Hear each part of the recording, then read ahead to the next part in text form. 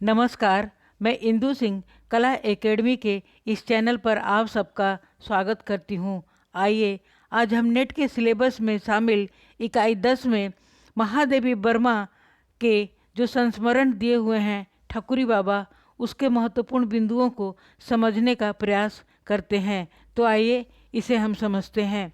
महादेवी वर्मा ठकुरी बाबा, ये संस्मरण है। महादेवी वर्मा का जन्म 24 मार्च 1907 को होली के दिन फर्रुखाबाद उत्तर प्रदेश में हुआ था। पिता का नाम श्री गोविंद प्रसाद वर्मा और माता का नाम हेमरानी वर्मा था। पति का नाम, इनका विवाह 11 वर्ष की अवस्था में रूपनारायण वर्मा के साथ हुआ था।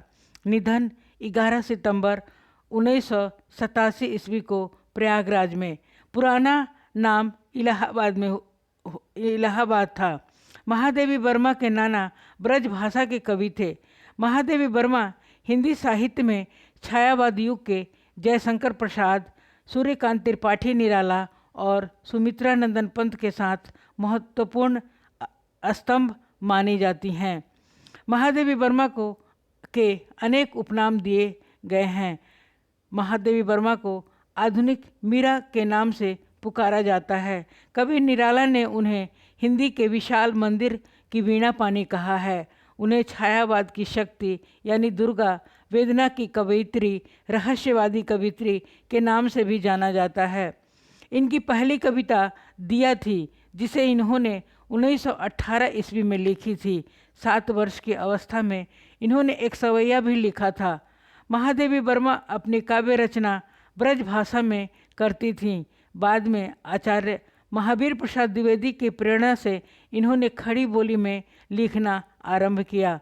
महादेवी वर्मा की काव्य रचनाएं इस प्रकार हैं।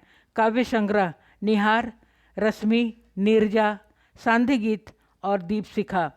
निहार यह काव्य संकलन है, 1930 ईस्वी में हुआ। इसमें 1924 से लेकर 1928 ईस्वी तक की 47 कविताएं संकलित है। इस काव्य संकलन की भूमिका हरिऔंध ने लिखी थी। इनकी अधिकतर कविताएं प्रेम व आध्यात्मिक विषयों में संकलित हैं। दूसरी है रश्मि, काव्य संकलन 1932 ईस्वी। इसमें 1928 से लेकर 1931 ईस्वी तक की 35 कविताएं संकलित हैं। तीसरा नीरजा, यह काव्य संकलन 1935 ईस्वी में प्रकाशित हुआ था।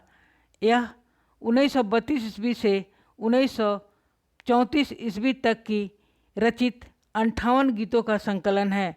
इसमें वेदना के गीत हैं। इसी रचना के कारण इन्हें वेदना की कवयित्री कहा जाता है। इस रचना के लिए उन्हें 1936 ईस्वी में शेख सरिया पुरस्कार 500 रुपया मिला था। चौथा है सांध्य गीत, काव्य संकलन 1936 ईस्वी। इसमें 1934 ईस्वी से लेकर 1936 ईस्वी तक के 45 गीत संकलित हैं। निहार, रश्मि, नीरजा और सांध्य गीत कविताओं का संकलन कर 1940 ईस्वी में इसे यामा के नाम से प्रकाशित करवाया गया था, जिसमें कुल 185 कविताएं थी। इस रचना के लिए उन्हें 1982 ईस्वी में ज्ञानपीठ पुरस्कार से सम्मानित किया गया था। दीपशिखा का प्रकाशन 1942 ईस्वी में हुआ। यह 1936 से 1942 तक की रचित 51 गीतों का संकलन है। रचना ठकुरी बाबा, यह संस्मरण है। रचना काल महादेवी वर्मा और इनका समय 1907 ईस्वी से 1987 ईस्वी है।